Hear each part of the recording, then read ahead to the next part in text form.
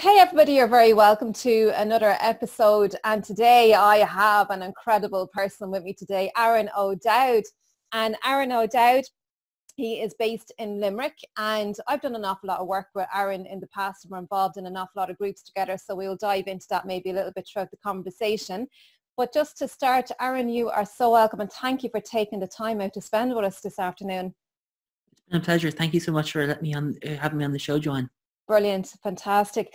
Aron, let's start off with, tell us a little bit about who you are. Tell us a little bit what you really care about in the world, what you're really passionate about, and who you are. Tell us a little bit.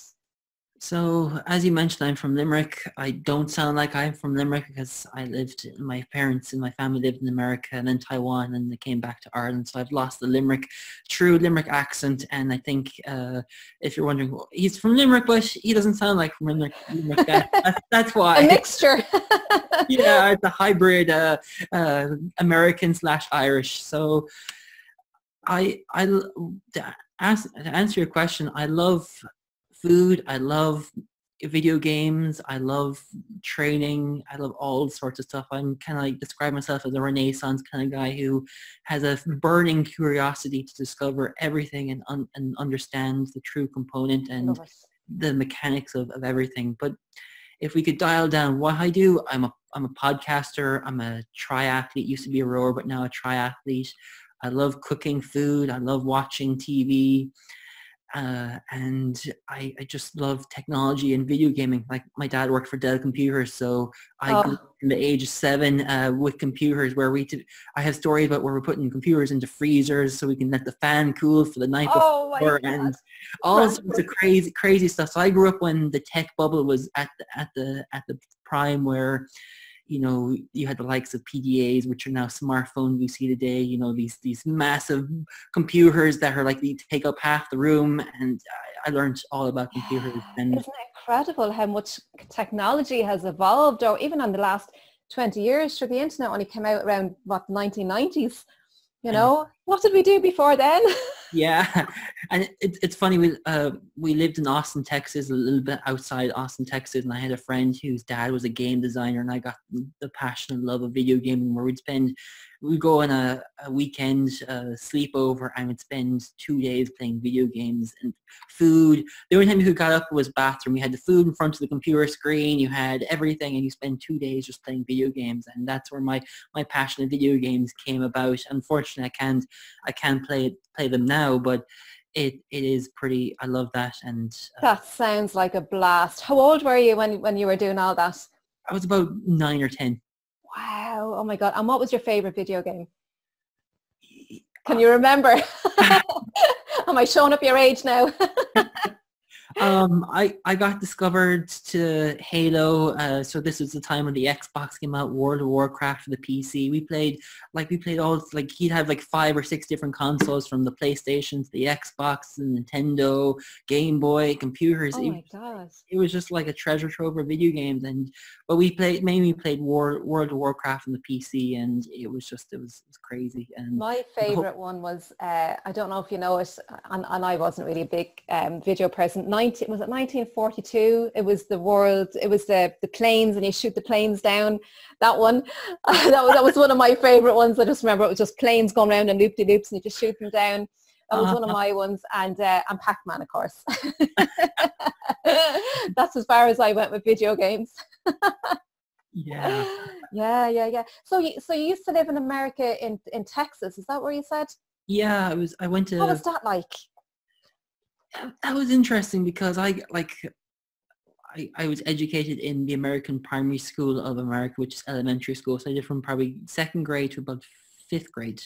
Wow. And, you know, I tell people that, like, I got a lot of taxis to go training in different spots, and they tell me, what was it like to do this? And I said, look, you know, our education system in Ireland, I think, is more relaxed in America and more relaxed than Taiwan. But it was interesting. You know, it's, when you're young, you just, like any kid, you want to go out and cycle the bike, play the video games. You don't really have fun. And it's funny, before we hopped on our call and this intro today, I was listening to a sum at the moment about play and movement, and comes back to that moment of, you know, riding the bike, playing, spending time with the kids or the family or whatever, and just enjoying it. And that's, I think, what that time was at that moment, you know. Yeah, and getting outside, getting the fresh air and the vitamin D, the sunshine as well, really, really important. I think a lot of kids are missing out on that now with all this technology. And sometimes technology is not too bad. I think it's just that there's a time and a place and a way to kind of use it to really respect. I think there needs to be a big respect for technology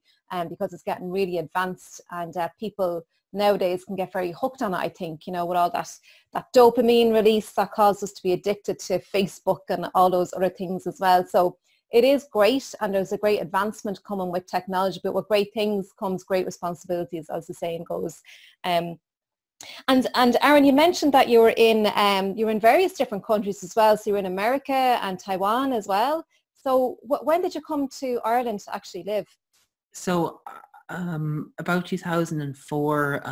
So it's interesting, like we moved back to America because SARS broke out in Taiwan, so we had to leave the country, and it was very interesting to see when I compare it to now. But so we moved back to Taiwan after and when it kind of that died down, we spent the remaining time then, but probably 2003 and late 2003, early 2004, the summer of that, we moved back to Ireland. My mum saw this amazing cottage in the middle of nowhere because we kind of got the opinion and experience of the material life that America brings and the organic, spiritual, holistic version of lifestyle living in Taiwan. So we wanted to kind of, to be close to family because both parents' family live in Ireland, and also to have the countryside of, you know, the holistic living, but yet being able to enjoy the city as well. So yeah.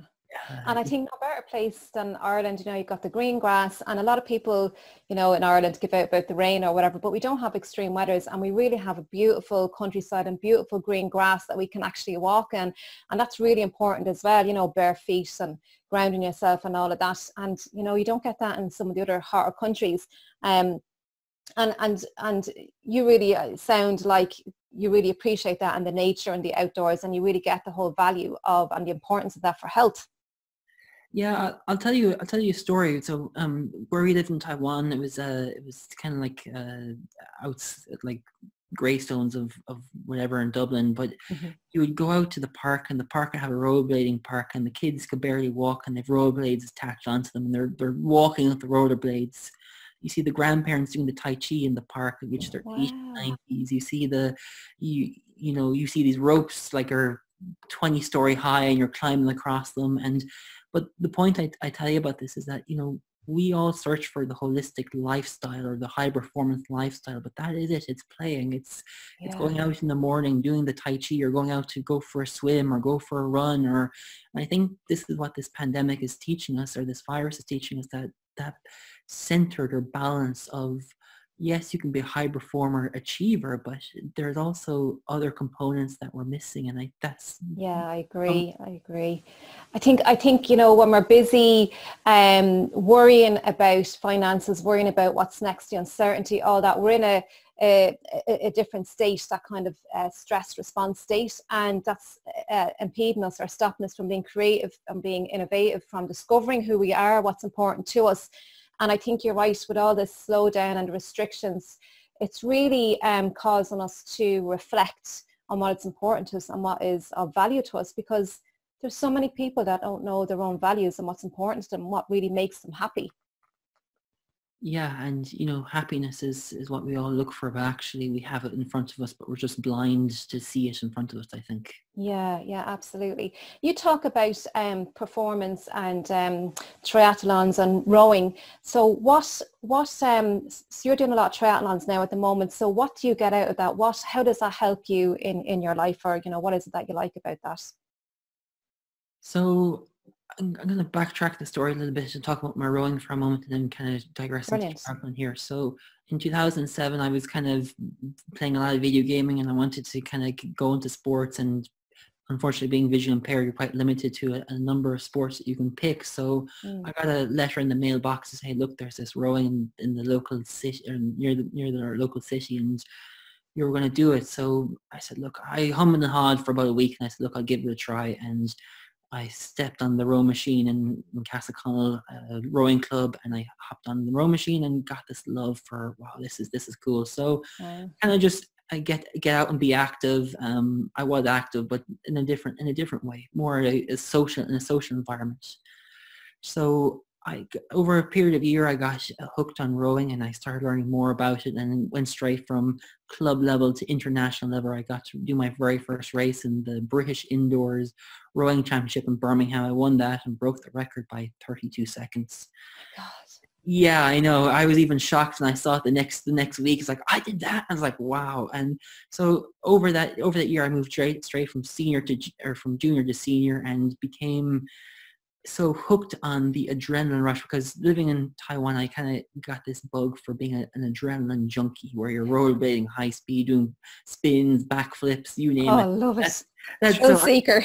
yeah, so I was kind of trying to fill that adrenaline fix, and rowing kind of gave me that adrenaline fix, and I've been doing it for about 12 years. And then probably last summer, I decided that I wasn't getting the joy or the fun that I was getting before, and there was other problems that I was experiencing in the sport. So I worked with a high-end nutritionist, and I said, look, this is what's happening, whatever. And she's like, go do triathlon or whatever. So she gave me contact of a person that's my guide and trainer at the moment, and I got hooked on that. And that's a year later, I'm enjoying the swimming, the running, the biking, and yeah, you get to race, you get to enjoy it, but sometimes I find when you're in that state of where your mind's like, I don't want any more, and your body's like, come on, but you understand this kind of like this meditative Zen component of when you leave the mind go, when you have these states of peak and flow. Yeah. It's like, wow. And yeah, that's incredible. It's incredible how we talk to ourselves. And as you say, like when you're in the moment of that running or cycling and you feel like you want to give up, but then you talk yourself out of it. And I think, in life, we have that little voice inside of our head all the time talking us out of things. And sometimes that's ego or it's fear or whatever. But when you understand that, as you say, you understand that and you know what you really truly want. And when you are conscious as to what is happening, you have more control and more power over achieving whatever that is that you want to achieve in life and having that success. Would you agree with that? I would totally agree. And as a rower, I kind of my biggest problem was mindset in races, where I'd blast out like a horse for the first 500 meters of a 1,000-meter race, and the last 250, 300 meters I would just die. But I mean die in a sense of like I can't do anymore. But what I discovered, it was mindset that was stopping me, because I had the capacity and the gas and the power and the speed to finish it, but mentally I just didn't have it. And I went back there probably 2 or 3 years ago. I had a similar problem. I was at the number one in my team and everything, and I went back to my coach that was training me in the strength and conditioning in a hypoxia/altitude center, and I said, look, this is what's happening. And he spent 3 months effing and blinding me out of everything. When I started to finish up and say, no, I'm done, and slow down, and he blinded me for the whole building heard us training between loud music, him effing and blinding me. Like, come on, and he'd finish up like his comment would be like, I'm only doing this to motivate you. Like, there's nothing wrong between you. Like, my job is to get the best performance out of you, and if this is required, let's do it. And over the space of 4 months, I became mentally grit to a point where I could stand that high pressure where the mind starts to tell the body, I'm finished, let's go home. But the body's saying, no, you sit back there and watch TV, and I'll do the rest. Put your feet up. Yeah. And that's what happens. And I describe it as like, think of it as a parent has a child and they're going grocery shopping, and the child sees chocolate. Yeah. And it says, Mom, can I have chocolate? The mother says, no, hush, we're not getting chocolate. Come on, help me with shopping. So the mother, when you're talking about sort of mother as a role model and who knows best as well. So you could say your coach in this case is like your mother, if you like, in relation to your performance and your sports and triathlons. And it's really important to have a coach to, because the coach can see things that you can't see.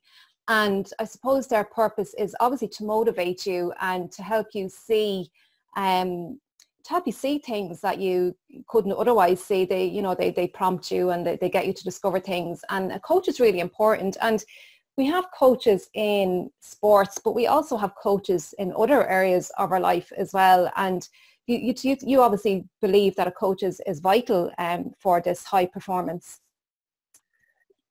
I totally agree, Joanne. I think everyone needs a mentor and a coach. And, you know, through this virus, I've been lots of webinars and masterminds and everything. And the one thing that's standing out as a clear picture is having a coach or a mentor.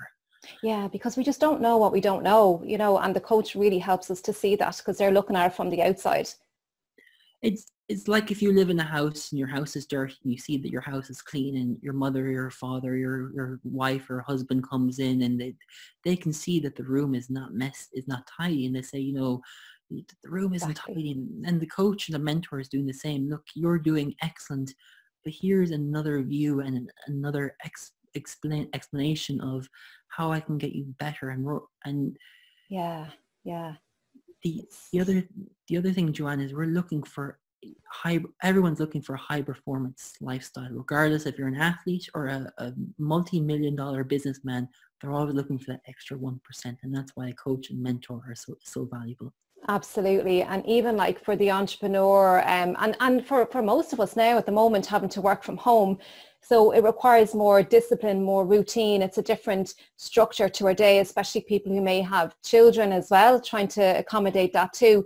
So really being disciplined and having that structure, and having an accountability partner or a coach or whatever. But you really can't succeed on your own, I don't think. You know, you really do need either, you know, a coach and a team around you as well. And just speaking of teams, you know, they do say that the average, you are the average of the 5 people that you spend most of your time with. And I think that couldn't be further from the truth. It really is, you know, because you start to act and behave like those people as well, and having higher ideals and wanting to be like them as well. So would you agree with that? Having, you know, really surrounding yourself with people in your life is really a big part of your success. I agree 100%, and I think your coaches and mentors know more than your family members know about you in some way. Yeah, incredible, absolutely. You also talked about nutrition, Aron. And you love cooking as well. So what kind of foods help you with performance? I mean, obviously, you know, natural foods, the junk food, sugar, all that kind of stuff is a no-go. But what kind of, what way do you do your diet, or, you know, to help you with your performance and energy, obviously, as well? If you think of a Lamborghini engine or a Lamborghini car, and it has petrol engine and has diesel engine, the same thing applies to the body. So, you know, we all hear these great diets, and I'm not going to say they're bad or not, but some work for some people and some don't work for other people. What I've discovered is that works for me, and what I've seen working through the nutritionist that I've been working with based on her own experience and stories and the conversations we have, is that it comes down to your meat, your fish, your carbs, your veg, your fruit, your nuts, your seeds, and your beans.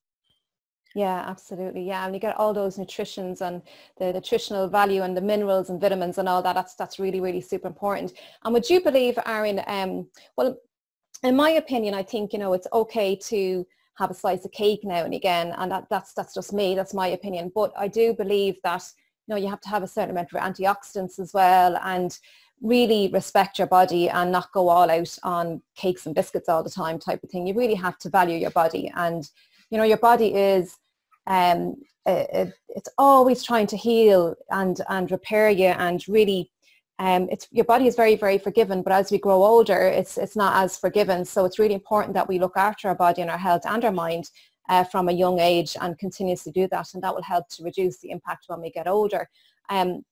So I guess, and sleep is a very, very important part of that as well. Sleep is a really important part in helping to repair the body as well. And obviously, you know that I'm a sleep expert, and I talk about that as well quite a lot. How would you see sleep, or do you sleep very well when it comes to your performance? Do you obviously value sleep as well in relation to your performance? Sleep is the key. It's like, you know, you take your laptop out and you plug it in, you leave a charge overnight, and it gets to 100%, and you take it off and you're able to do.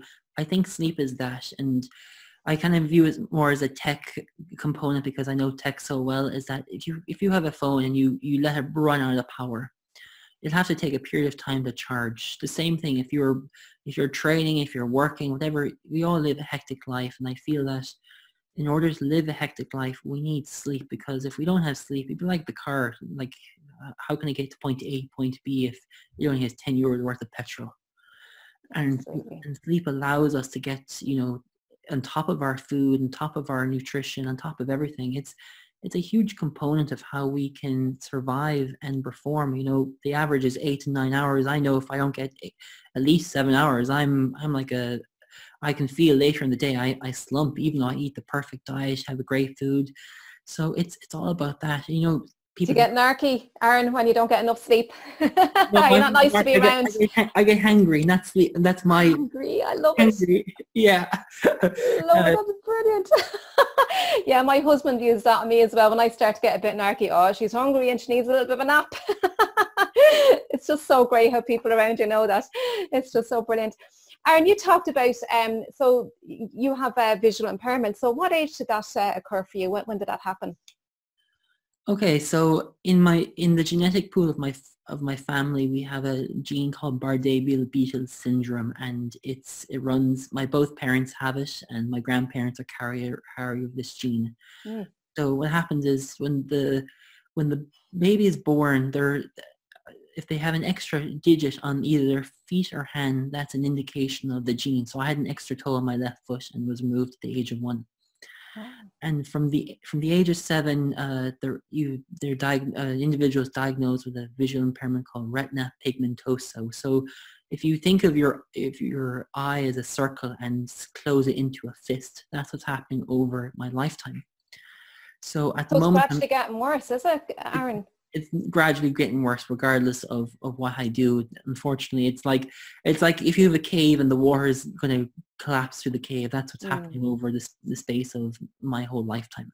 Wow. So how has that impacted? I mean, you've done so much, Aaron, in your life. I mean, you wouldn't even, just talking to you and listening to you, and what you've achieved so far, you like, it obviously hasn't stopped you. So what is it that made you, be where you are today and who you are? Like, it hasn't stopped you.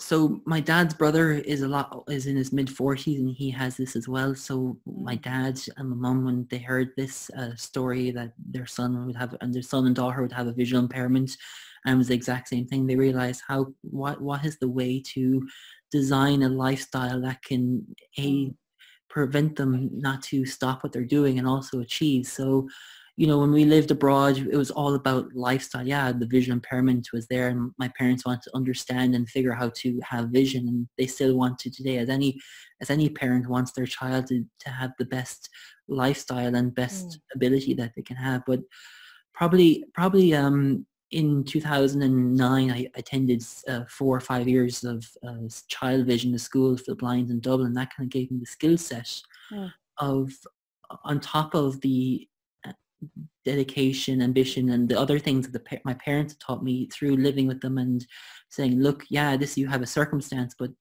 you can find another way around living it. And that's also living in different countries taught me, is that, we can adapt. And you can't see, but adaptation is what the body loves. In high performance sport, you're adapting the body to be able to perform at the high level. So I adapted my lifestyle and continuously adapt my lifestyle to understand the ability that, look, I can't physically see, but I work in a magnification. While we're chatting to you, I have magnification on, I have speech on, and that's how I'm able to communicate with you. The same way I can travel, I can do everything, but it just requires a little bit more thinking and thinking outside the box of, okay, yeah, I want to be a podcaster. How can I be a podcaster? Okay, I need this microphone, that microphone, I need a producer. So it's thinking outside the box and being able to understand, I am amazing, I'm awesome, but yes, I have something that's stopping me, but I can also become an ability to be the component that we are. But also we have our downside. Like to get to this stage where I am at my life takes a lot of mentors, coaching, people stretching me, a lot of holistic therapies. But I do feel that people with disabilities are kind of on the different spectrum of the surface, where they're kind of geniuses in their own way, but unfortunately society puts them in this box. And I got a really cool project that I'm looking at the moment to do that will prevent that to happen. But regarding my life, disability is part of it, but I view that, we all have, if you think about it on the grander scale of things, we all have disabilities to some extent, like we all have like a limitation, if you like, and they'd be like challenges that we have to overcome. And so for many people, they're just stopped, like, I have this and therefore I can't do that. But you, Aron, are just, you don't even go there. I mean, you may have days like all of us, but you know how to get out of it. You know who to reach out to. You have your coaches, you have your mentors, you have a lot of networking groups that you're surrounding yourself with. You're in the Outstanding Network. You're doing a lot of work with Leslie Feger, who's incredible. We have to give Leslie a mention. Yeah.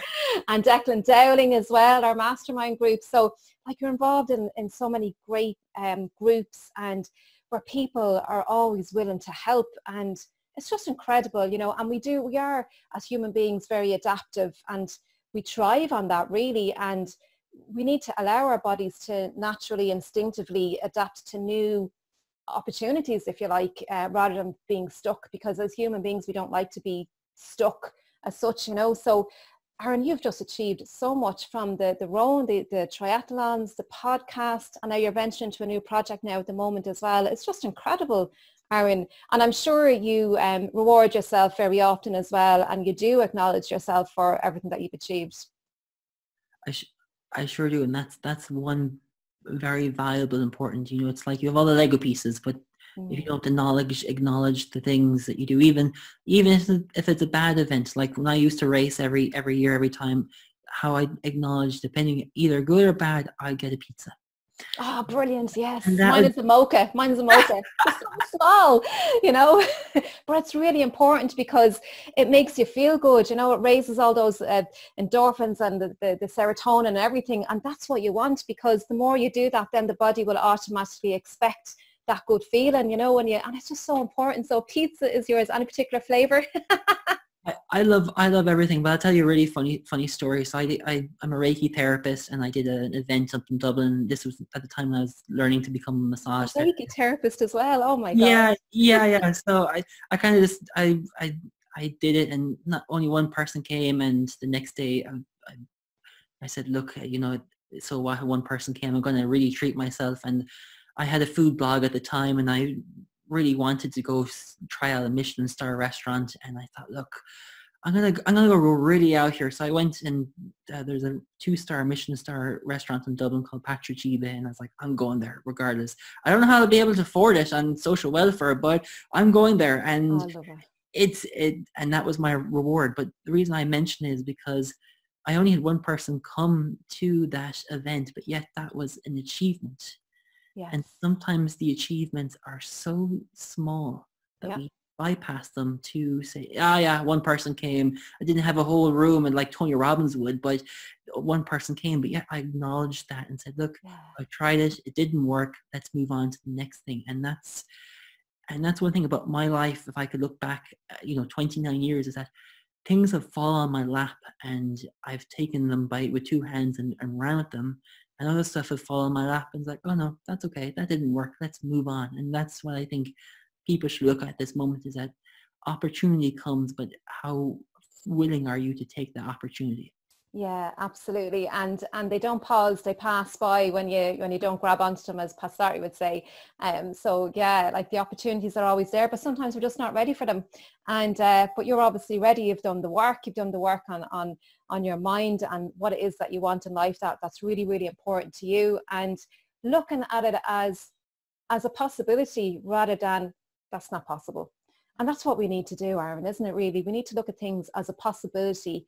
Otherwise, we'll never believe that it can be, that we can have that, And I just love, Aron, when it comes near to the end of the show, and I really do want to acknowledge you because I really admire you, and you did a podcast with me on your podcast, the Aron O Dowd Show, and you've had some incredible people on your podcast, like really inspiring people, and it's a seriously very inspiring podcast, and I really recommend people to go and listen to some of your shows. I was on it, as I say. But yeah, I mean, you've really, is there any message or any parting words or, you know, message to people to really help empower them to really live the best possible life, you know, and, you know, something that you, any kind of a message that you want to give to people? Yeah, you know, life knocks us, and we have the capacity to be a genius or be someone homeless on the street, and we have the choice. And in having the choice, you know, we all have the tool set to meditate, to eat, sleep. We have all the tools in front of us, but it's how far are you going to take that step to say, look, this is not perfect. I'm going to fall.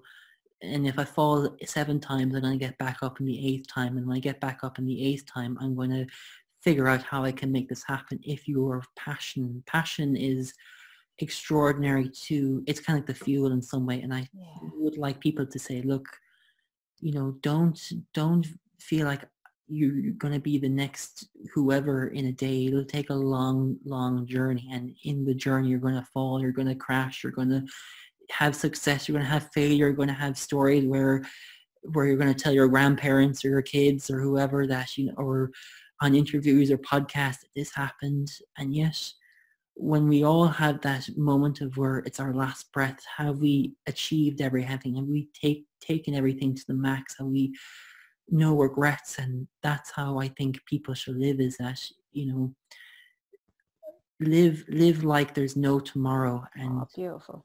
And I think that's the parting message I like to tell people. What a powerful way to end, Aron, really and truly. And you're so right. You know, every time you fall down, I mean, you look at a little child when they were starting to walk, and they were determined, you know, they just kept getting up and kept going until they eventually walked. So never give up, keep going, keep moving forward. And every fall that you take, learn from that experience to grow. And that's really what it is, having a growth mindset. Aron, I really want to thank you for today. Where can people find you? They can find me on Facebook at Aron O Dowd or any of the other social platforms, or they can go on to the aronodowd.com to listen to the podcast, subscribe, join the email list and all that kind of jazz. So, brilliant. Aron, thanks a million for taking the time to talk to us today. I really thoroughly enjoyed it and listened to your story and sharing your wisdom and your insights. So thank you very much, Aron. Thank you, Johann. Take care. We'll talk to you soon.